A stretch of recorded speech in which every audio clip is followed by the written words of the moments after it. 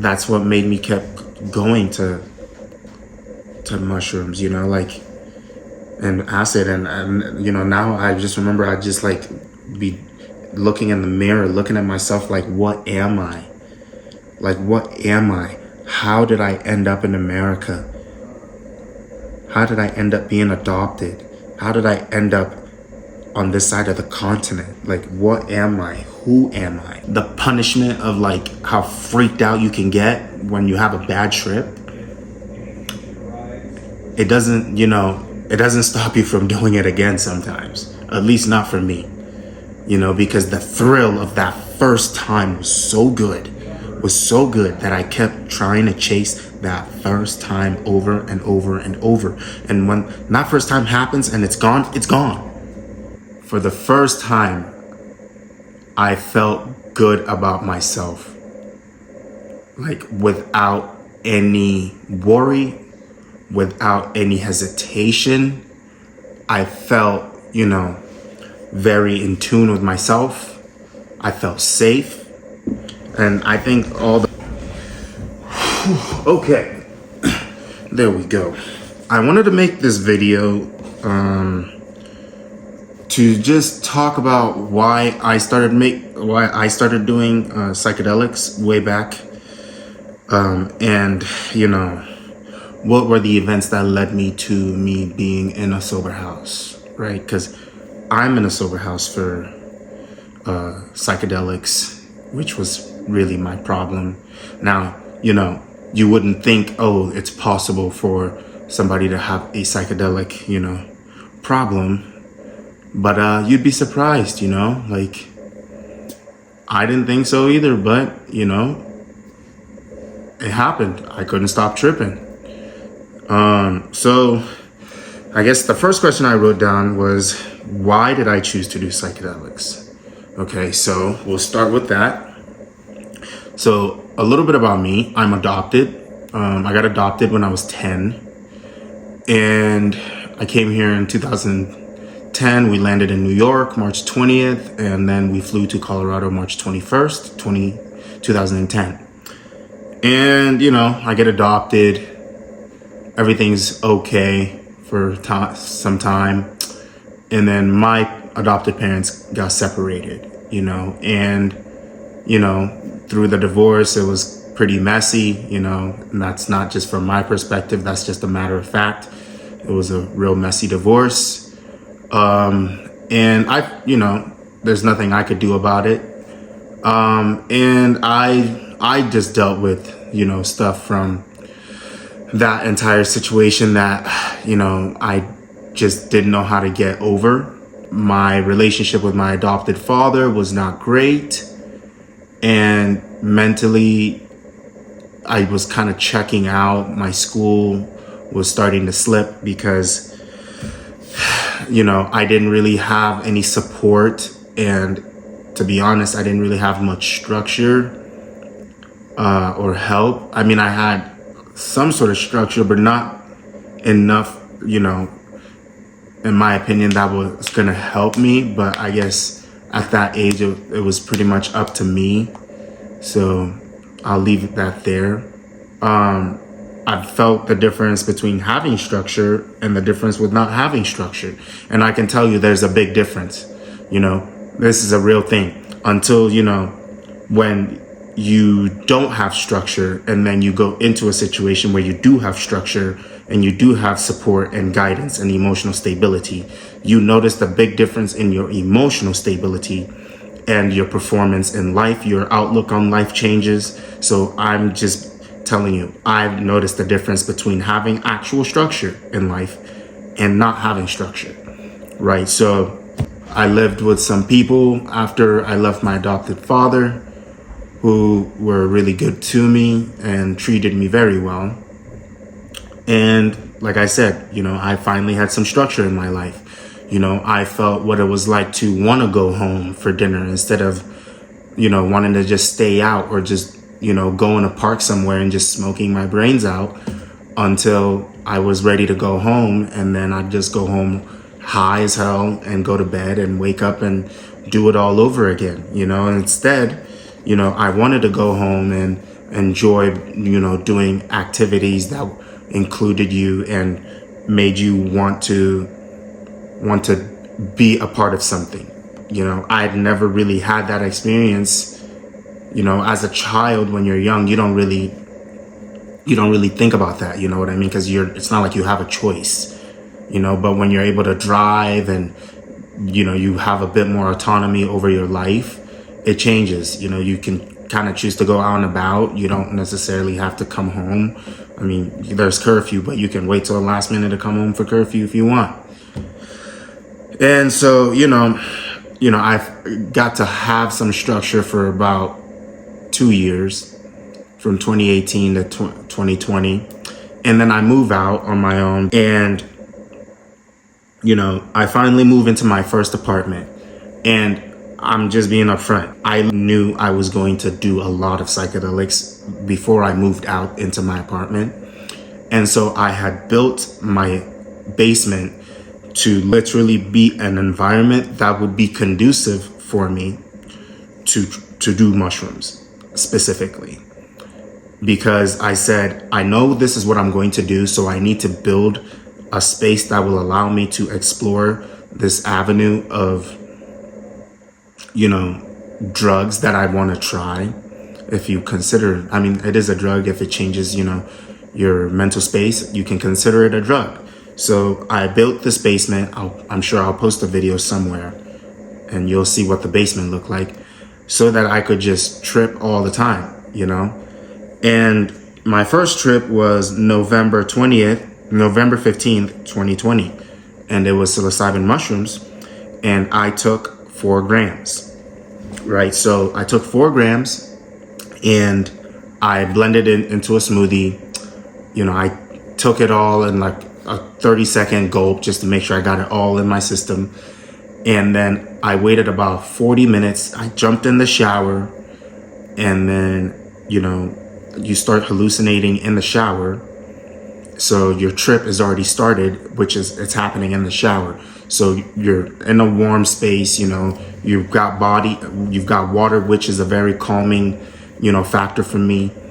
And so I'm tripping in the shower. I'm feeling very safe. I'm feeling comfortable. I've cleaned my room. The basement looks really clean for me to do this. And so I go downstairs after I shower. I clean myself off. I wipe myself down, lotion up, hoodie, sweatpants, and all of that. Feeling good, feeling sweet. And and that first trip was so good that I literally, it was the most euphoric experience I've ever had in my life, or one of them. I've had multiple. It was so good because for the first time, I felt good about myself, without any worry, without any hesitation. I felt, very in tune with myself. I felt safe. And I think all the factors of I just got a full-time job. I moved into my first apartment. I feel like a big boy now because I've got my own space. I'm paying for all of my bills, or most of them. And all of that factoring in, and finally having time to sit down and, really do this the right way, I felt like, okay, I'm really doing this, I'm really that dude, And I just remember how I felt so small, in that basement, but also feeling so big in the fact that the room that I had put together, I said, all of this came out of my brain. All of this came out of my brain. I knew exactly what that room was going to look like long before I found the spot.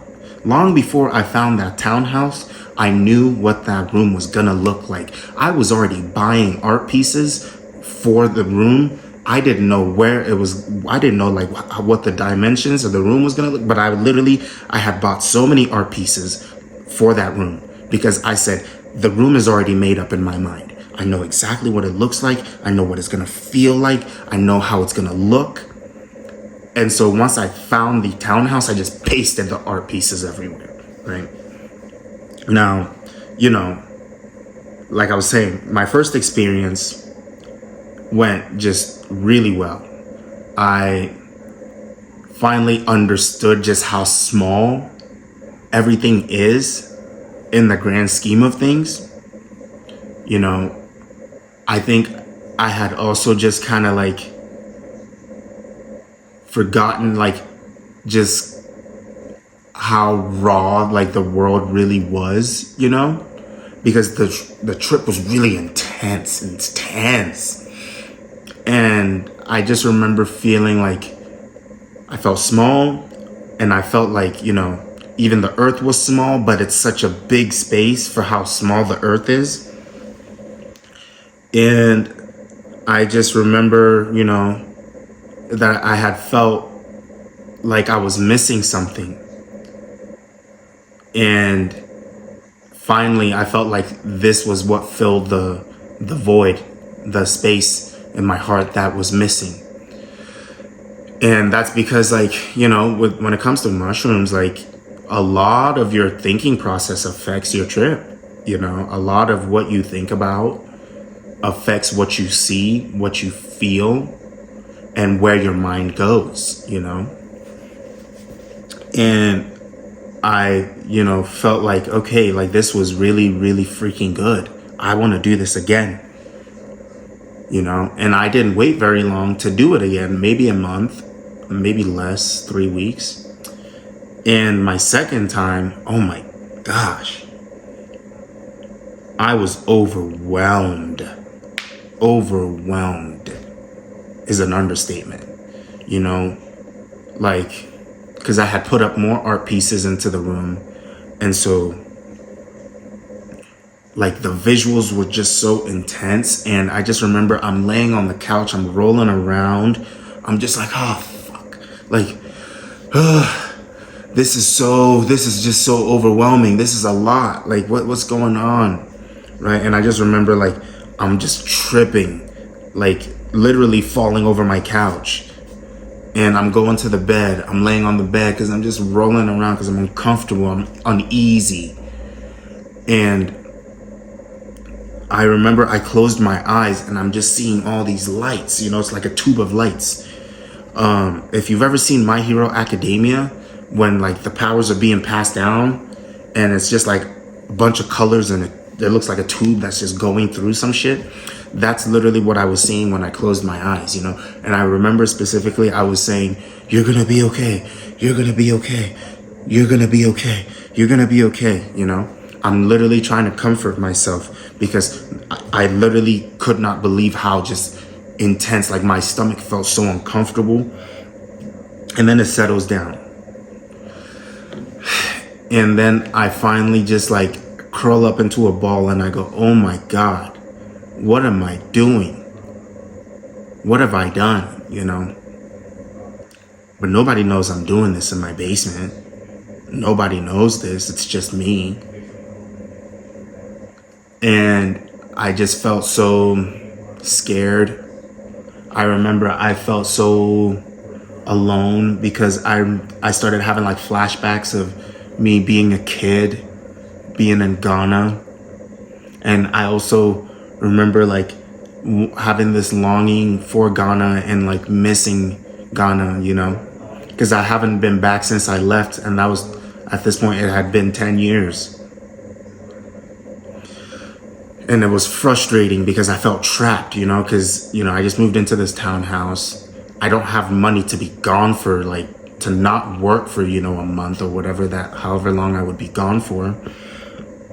And it was frustrating because I felt stuck, and I remember there was like this little, like when I closed my eyes, there was like a little, white dot and just a vast empty black space, right? And I always remember I called myself a single-celled organism, like usually cells attached to something, right? Or picture like a web that attaches to a bunch of stuff. And for me, I don't have any blood connections here. Some of my relationships I don't feel very comfortable about. I don't feel very good about. I don't feel connected to anyone in the way that I want to feel connected to people. And it just was crushing. It was crushing because I just realized how truly alone I was. Like if I really strip down, what do my relationships look like? And I don't feel like I had a connection that I would never have to question. I felt like I questioned all of my connections, and sometimes it may be that I had unrealistic expectations of people, even with my friends, like I just felt like, they've got their stuff going on. Like they're not going to have time for me. They're not going to have time to be there for me and care. And they would still come see me, but it just like, I just wanted more. There was something more that I wanted that I didn't feel like I was getting. And so I just sat in the basement and cried, I cried a lot. And I just remember feeling frustrated because I didn't think like there was anything that could be done about it. I'm smoking uncontrollably. Then I just wake up and go to work like nothing happened. And all of this is just weighing on me, and I finally start to realize how insecure I truly felt. I realized that I never felt secure in any relationships. I realized that, I think I wanted somebody.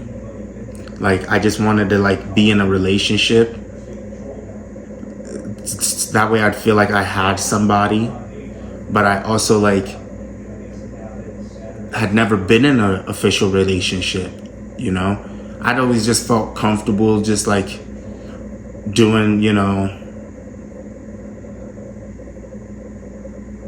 doing friends with benefits. We'll use the PG term. Doing friends with benefits. That way, like if the relationship ever ended, like it wouldn't hurt as much, I always felt more comfortable with that because I was like, all relationships end.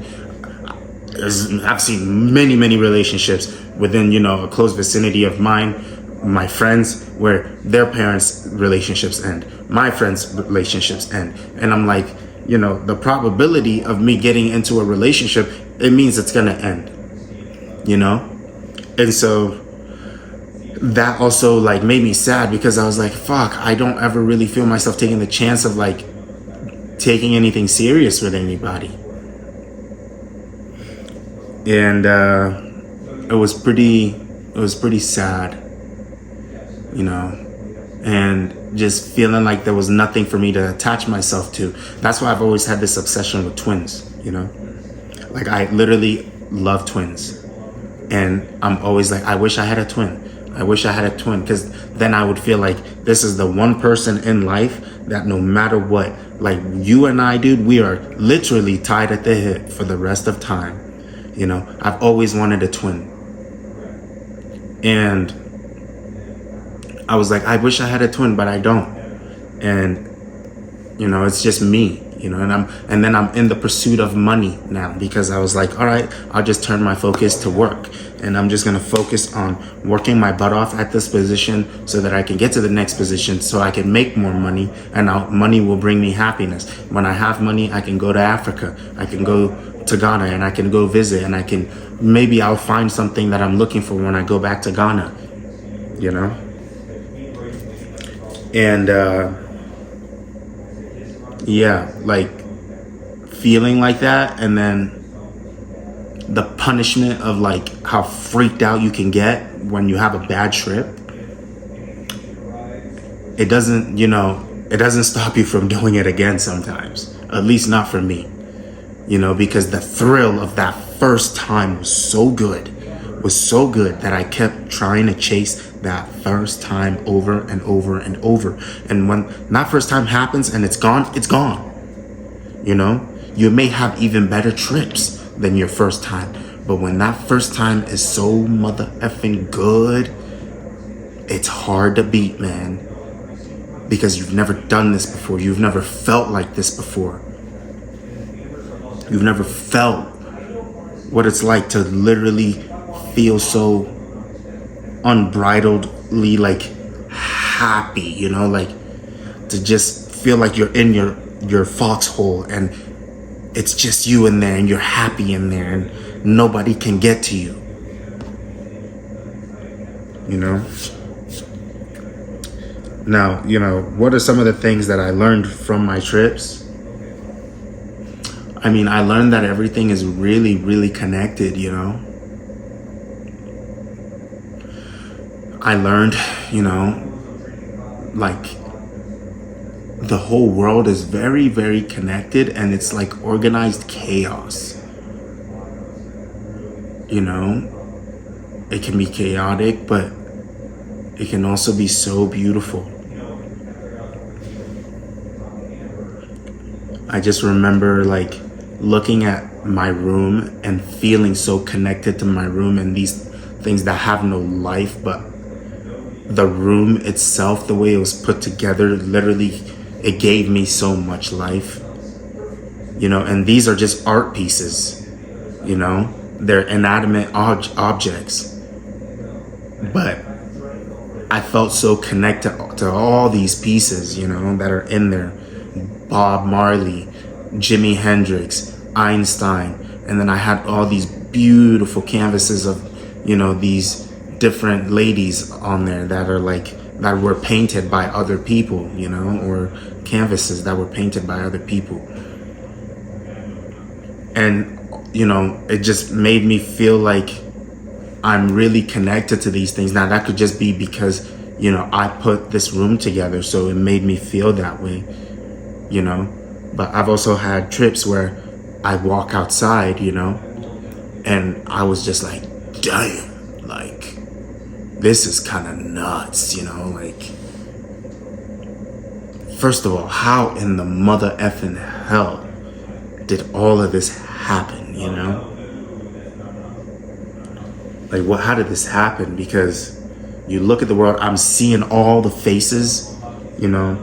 If you've ever done, you know, a heavy heroic dose of psilocybin and you see those faces, you know, the G faces, the God faces. Now, it makes a lot more sense to me how people came up with those Buddha statues, because I don't know if there was somebody who really looked like the statues, like the Buddha statues. I don't know if there's somebody who looked like that, but I remember like seeing those faces like on the trees in the air and thinking, well, those Buddha statues make a lot more sense to me now, you know. And then I'm thinking, well, shoot, all these ideologies and different ways of life and approach, you know, they start to make more sense to me, you know.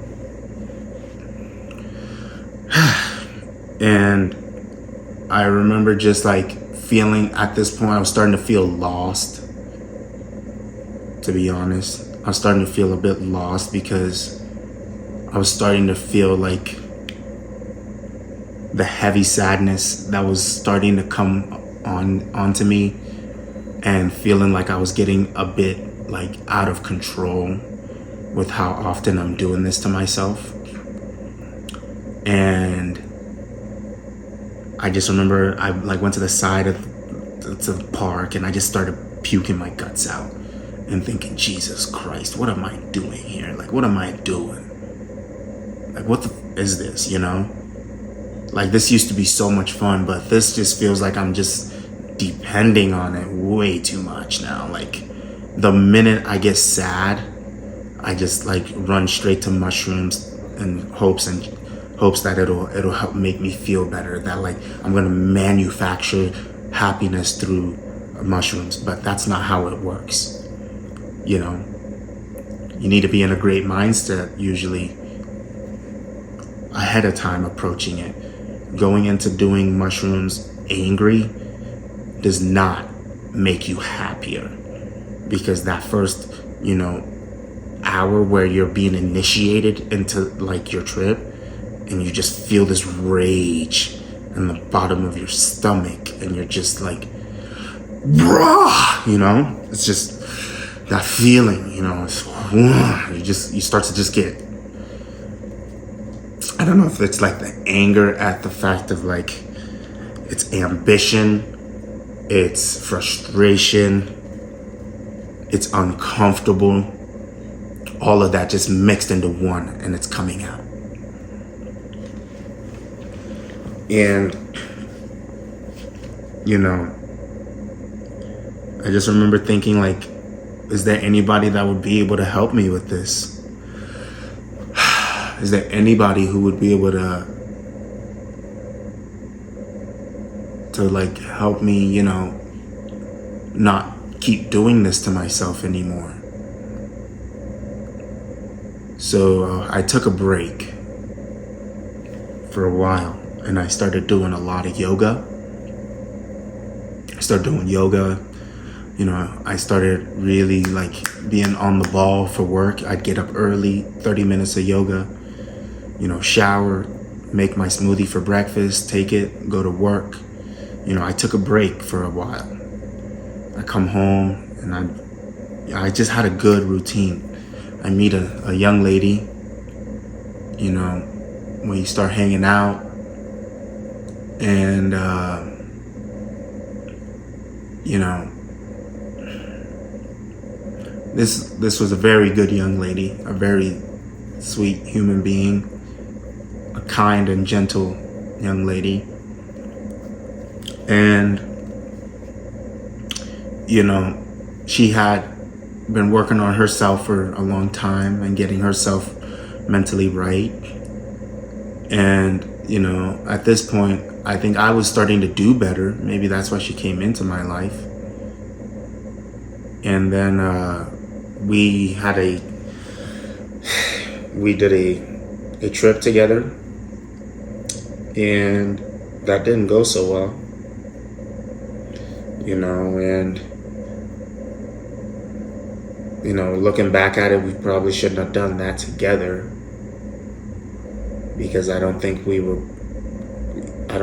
one of us was in the place to feel comfortable enough with each other to be able to do that. But we did it, and, you know, definitely affected our relationship, you know. And I felt bad. I felt really, really bad, you know, because I think we both knew something was off after that. And I don't think it helped our relationship going forward, because there were just a lot of like, you know, right when things were gonna go smooth, things were just kind of like offset, and it was a lot of hiccups right when things were supposed to get smoother. And, you know, I didn't know how to deal with it. So then I start tripping more, because now I don't feel secure in this relationship anymore. And I don't know how to deal with the fact that I had gone through a period where I didn't feel like I wanted to be in the relationship, because I didn't feel like I was good in the relationship. I wasn't doing well, you know, by her sometimes, and because, you know, I wasn't listening when she would tell me not to trip, you know. One of the most selfish things I've ever said to a human being in my life, I remember, was she said, "Josh, like, you can't keep doing this anymore. I won't come around if you keep doing this." And I looked her in the face and I said her name, and I said, "I do not care if you know, if you come around. Like, I'm not gonna stop doing this for you. I'm not gonna stop doing mushrooms just because of you. Like, I'm not gonna stop doing that, you know." And in that moment, I meant it, you know, but I think there was also like a bit of hesitation in the back of my mind that, am I picking mushrooms or her, you know? But I also knew that she wasn't gonna leave me, so I took advantage of that. And that was very wrong of me, you know. It was very, very cruel to put somebody through that, knowing that they care for you so you take advantage of the fact that they care for you. It was wrong of me to do that. And I've learned from that, you know. And so fast forward, we moved the relationship along, you know, but, you know, I'm having a lot of questions about, you know, is this someone that I want to be with long term? Is this someone I can see myself with? And all of this is just weighing on me, you know.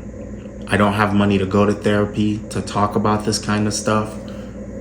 So I think I stopped talking to people about my relationship, and, you know, I kept, you know, using psilocybin as a way to try and get questions, or to get answers. I mean, answers that I was looking for that I didn't feel like I could get anywhere else.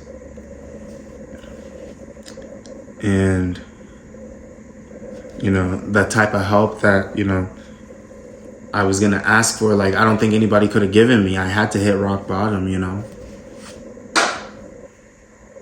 because, like, that was the only way I was gonna get out of the funk that I was in. Like, there was nothing anybody could tell me at the time that was gonna get me to stop doing mushrooms the way I was doing them. Like, doing 4 grams twice a week is not how you're supposed to use it. You know what I mean? Like, that is not how it's supposed to happen. Like,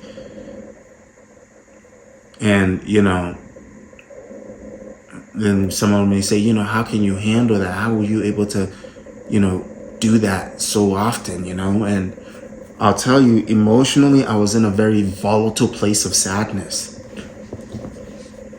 Just, you know, I was just the type of sadness where you're just willing to, like, poison yourself over and over and over and over and over and over and over in the hopes that you kill it, you know?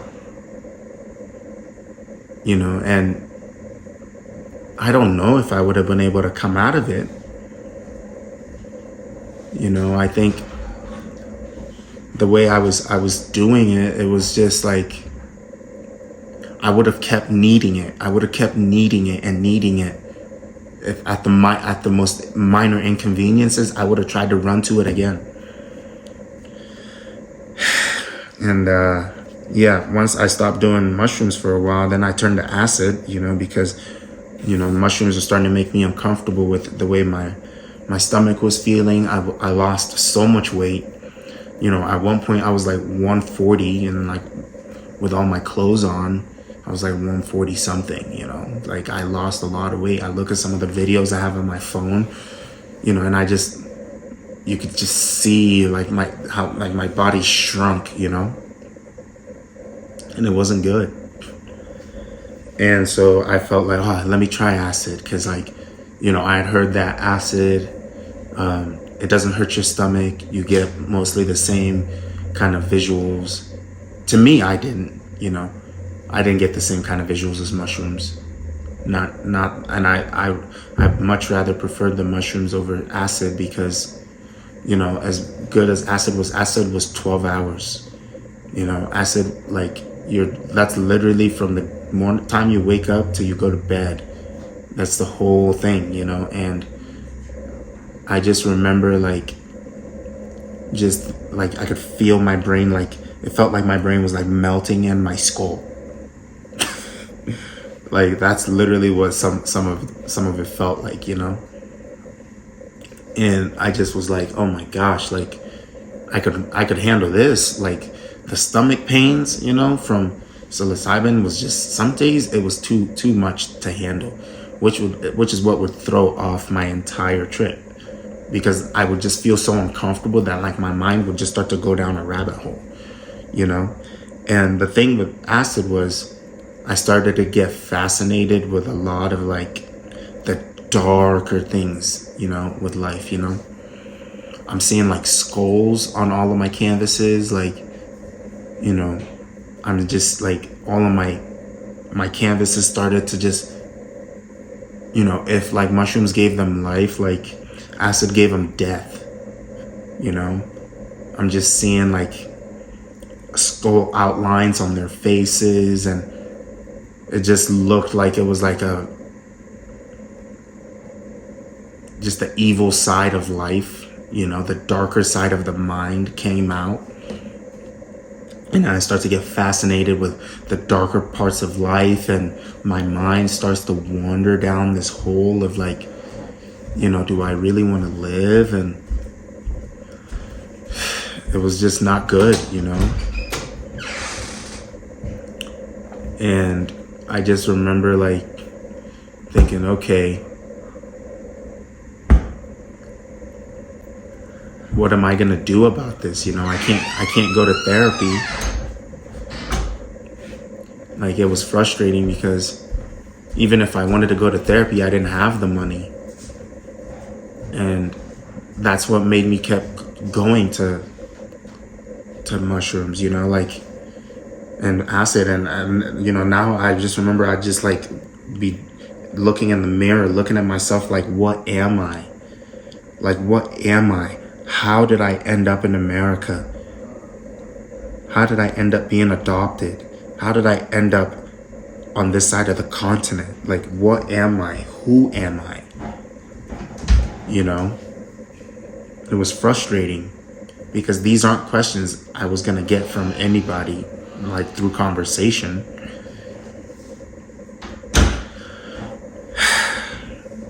And I didn't know what to do. And so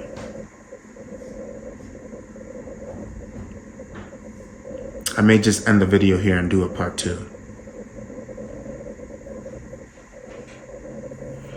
Yeah, I think I'll just do a part 2 to this video. I'll end it here for now. All right, thanks for watching this part. This is part 1.